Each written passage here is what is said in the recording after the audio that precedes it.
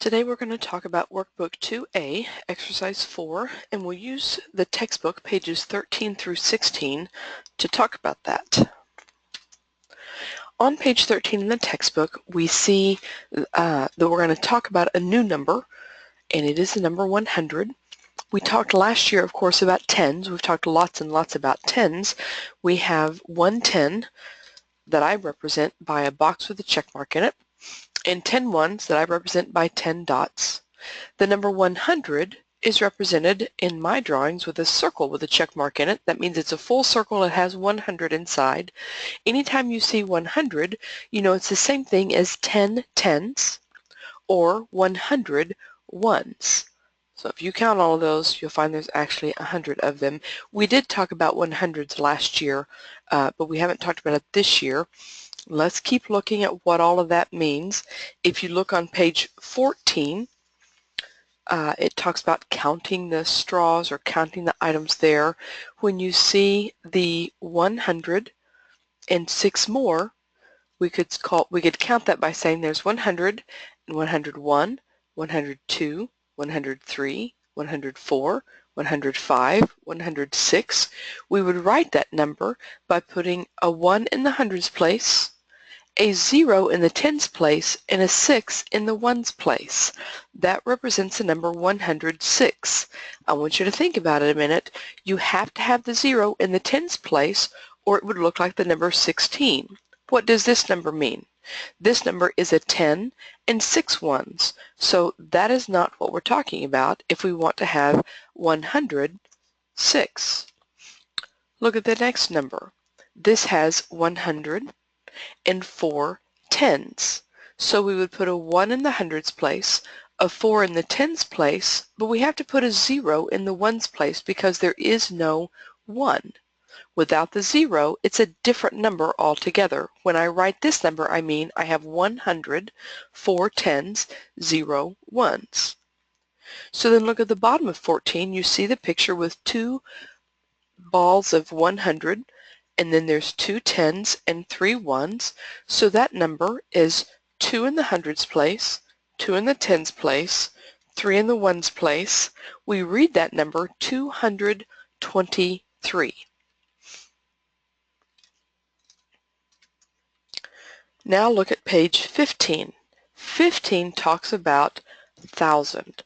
1,000 is a really interesting number. It's the same thing. I put 10 and 100 down on the page. It looks the same as it did a while ago.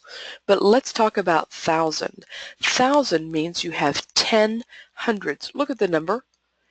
Here's the 10. That's how many hundreds you have. Just like if we said we have 400, we put 4 and then 0, 0. 800 is 8, 0, 0. 1,000 is 10, 0, 0. That's what we mean by 10 hundreds.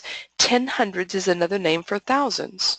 10 hundreds is also a name for 100 tens.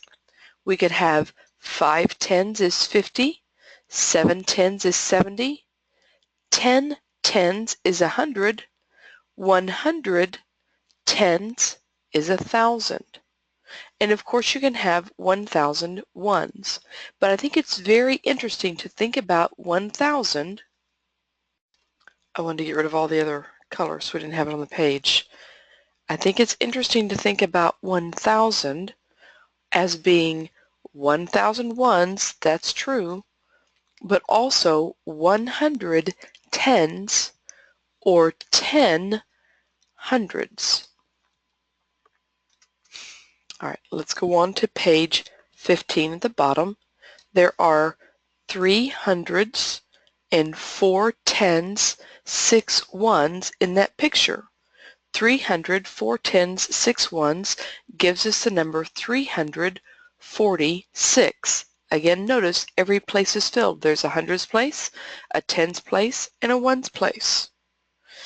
For part B, there are 4 hundreds, 3 tens, 7 ones. So we call that number 437.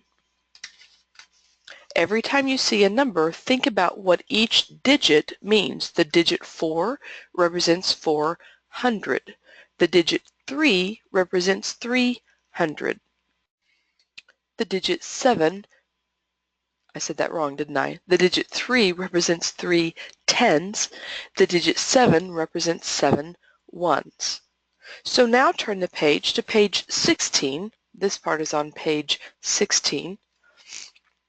We have a picture with stamps. They're not all rolled up into a roll, but there are still 200s stamps. There are two groups of 100. There are 3 tens and 6 ones. Again, I just drew it like I've been drawing hundreds, tens, and ones. Notice if we write the hundreds, how many hundreds are there? There are 2. How many tens are there? There are 3. How many sixes are there? How many ones are there? There are 6. What that tells us is the number 236. The next picture at the bottom of the page, there are also 200s. There are this time 5 tens, and there are 8 ones. What number does that make? It makes the number 258. And then at the bottom, it is a little bit tricky and challenging. Think about those. Don't skip them. 400 plus 70. Remember, the plus sign just means we're going to combine them. I have 4 hundreds, 7 tens, but remember, you have to write the 0 to tell me there are 0 ones. Otherwise, it looks like you mean 4 tens, 7 ones. If you want that to be 400s, then you have to tell the person reading the number that there are 0 ones, and that's how we know that there are 400s and 7 tens. Look at the next number. Can you think how you would write it out? Maybe pause and try it. 809 has 8 in the hundreds place. There are no tens, and there are 9 in the ones place. That's all you need to know for exercise 4.